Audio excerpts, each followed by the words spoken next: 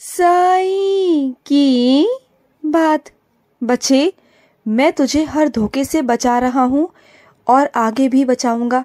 जो लोग तेरे साथ गलत करने की सोचते हैं ना, उनकी सोच महज एक सोच बन के ही रह जाएगी, क्योंकि वो तेरा कुछ बिगाड़ नहीं पाएंगे।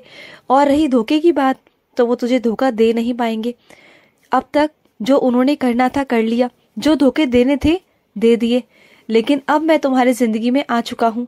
अब ना मैं किसी को भी तुम्हारी जिंदगी में दखलंदाजी नहीं करने दूंगा, तुमसे गलत चीजें नहीं करवाने दूंगा और ना ही तुम्हें धोखा देने दूंगा। तुम देखना, इस बार वही होगा जो तुम्हारी मर्जी होगी, जो तुम चाहोगे वही होगा। चिंता मत करो।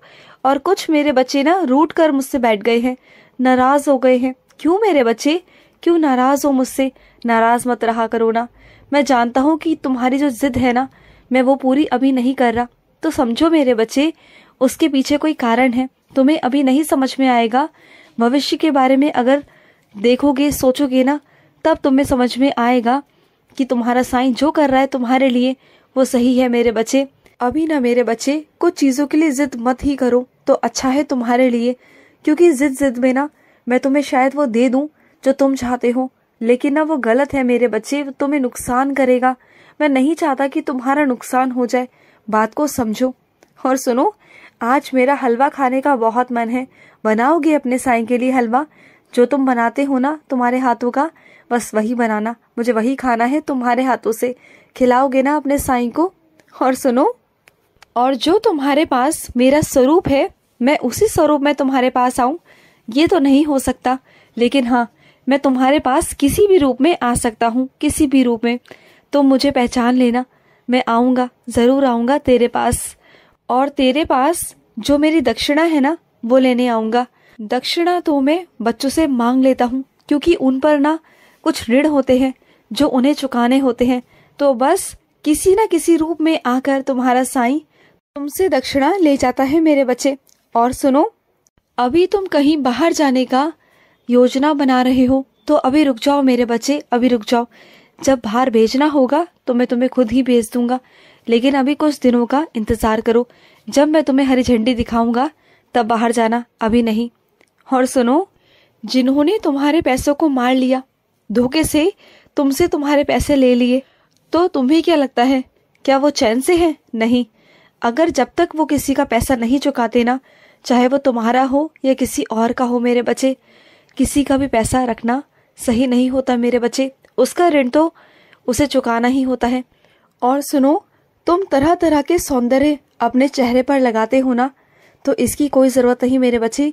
अलग अलग चीजों का इस्तेमाल मत किया करो, एक का ही किया करो। अगर एक का करते हो ना तो वही लगाया करो मेरे बच्चे। बार बार बदला मत करो। बार बार बदलने से ना तुम्हारा चेहरा खराब हो जाएगा मेरे बच्चे। तुम जो दो राहों में आगे अटक गए हो, तुम्हें समझ में नहीं आ रहा कि कहाँ जाना है, क्या करना है, क्या रास्ता सही है मेरे लिए, क्या गलत है। तो सुनो, किसी की मत सुनो, कोई तुमसे क्या कहता है क्या नहीं कहता। मैं चाहता हूँ कि तुम अपने दिल की आवाज़ सुनो। तुम्हारे साईं की आवाज़ तुम्हारे दिल की आवाज़ है मेरे बच्चे। अपने मन की आवाज़ को सुनो। जो तुम्हारा मन कहता है ना वो करो। जब तुम वाहन चलाते हो ना तो धीमे धीमे आराम से चलाया करो। कहाँ भागना होता है तुम्हें? कहीं जाना होता है क्या? और कहीं जाना भी है तो समय से जाओ ना। तुम्हारा बाबा भी उस वाहन में बैठा होता है तुम्हारे साथ। अरे तुम्हें नहीं तो मुझे डर लगता है कि तुम्हारे साथ कुछ हो ना जाए, कोई अनहोनी, कोई चोट ना लग जाए तुम्हें। और ऐसा कई बारी हुआ है कि बहुत तेज तुम गाड़ी चला रहे हो, बहुत तेज, और मैंने तुम्हें संभाला, मैंने तुम्हें बचाया, है ना? कितनी बार हुआ ऐसा। और सुनो, तुम्हें कहीं से पुरस्कार मिलेगा मेरे बच्चे। तुम्हारा नाम होगा और तुम्हें पुरस्कार दिया जाएगा। कहीं पर तुम्हें सम्मानित किया जाएगा मेरे बच्चे, तुम देखना। और ये काम बहुत जल्दी होगा, बहुत जल्दी। और तुम्हारे घर का एक दरवाजा ऐसा है जो बहुत आवाज करता है मेरे बच्चे। उसकी आवाज को कम करो मेरे बच्चे। उसकी आवाज नहीं आनी चाहिए। हो सके तो शांत करवाओ, उसकी मरम्मत करवाओ मेरे बच्चे, क्योंकि घर में दरवाजे का बजना अच्छी बात नहीं होती। ये बात को समझो। और ना तुम्हारे अंदर ना दो तरह के इंसान वास करते हैं। एक तो इतना दयालु है ना कि बस पूछो मत। किसी को देख कर ना तुम्हारे आंखों में आंसू आ जाते हैं, तुम उसकी मदद करने को उतावले हो जाते हो। कैसे भी जैसे तैसे तुम उसकी मदद करते हो। और जो लोग तुम्हारे दुश्मन है ना, जो तुमसे हमेशा ईर्ष्या करते हैं, उन पर तुम्हें कभी कभी इतना गुस्सा आ जाता है ना कि तुमसे बर्दाश्त नहीं होता कि तुम पता नहीं क्या कर दो उनका। पता नहीं ये सब चीजें तुम्हारे अंदर आ जाती हैं कभी कभी, बहुत गुस्सा भी आ जाता है। लेकिन ना तुम्हारा गुस्सा मैंने पहले से बहुत शांत कर दिया है मेरे बच्चे, बहुत शांत, कहो तो ना के बराबर। तुम्हें गुस्सा आता है, कभी कभी आता है, लेकिन जब वो आता है ना तो बहुत बहुत भयंकर आता है। और तब तो मैं भी तुम्हारे गुस्से से डर जाता हूँ कि अरे अब इसे गुस्सा आया है तो पता नहीं ये क्या करेगा। लेकिन तुम चिंता मत करो, मैं सब कुछ ठीक कर दूंगा। मैं जानता हूँ कि इस वक्त तुम परेशान हो। और सुनो, तुम्हारे सगे संबंधी, तुम्हारे रिश्तेदार कुछ ऐसे हैं ना कि अगर तुम कोई काम करो ना तो तुम पर उंगली उठाने में वो पीछे नहीं हटते। और वही काम को, उसी चीज को अगर वो करते हैं ना तो ऐसा दिखाते हैं जैसा कि पता नहीं वो कितना अच्छा काम कर रहे हैं और तुम गलत कर रहे हो। वो हमेशा अपने आप को ऊपर उठाने की, ऊपर दिखाने की बातें करते हैं। तो करने दो मेरे बच्चे, जिस दिन मैं तुम्हें ऊपर उठाऊंगा ना तो उनसे कहीं ज्यादा होगा। वो सोच भी नहीं पाएंगे कि तुम कहाँ तक पहुंच गए हो, देखना तुम। और सुनो, जब भी तुम पढ़ते हो या कोई भी काम करते हो ना तो उसके लिए ना परेशान हो जाते हो। कभी बिस्तर पर बैठते हो, कभी जमीन पर बैठते हो, कभी कहीं बैठते हो। तो इसके लिए ना मेरे बच्चे एक अलग से मेज और कुर्सी ले लो जिस पर तुम आराम से बैठकर काम कर सको। और वहां पर ना तुम्हें नींद भी नहीं आएगी, बिल्कुल नहीं आएगी। और जब भी नींद आया करे ना तो कॉफी पिया करो और उस कॉफी में मेरी उधी डाल दिया करो। अगर ऐसा करोगे ना तो तुम्हारे अंदर फुर्ती रहेगी और तुम सारा काम कर पाओगे। लेकिन ना देर रात तक काम मत किया करो मेरे बच्चे। देर रात तक काम करोगे ना तो परेशान हो जाओगे। तुम्हारी आंखों के नीचे ना काले घेरे बढ़ने लग गए हैं, तो वो मेरे बच्चे हटेंगे नहीं। फिर तुम परेशान हो जाओगे, फिर कहोगे साईं इसे ठीक करो। फिर वो मैं कैसे ठीक करूंगा बताओ।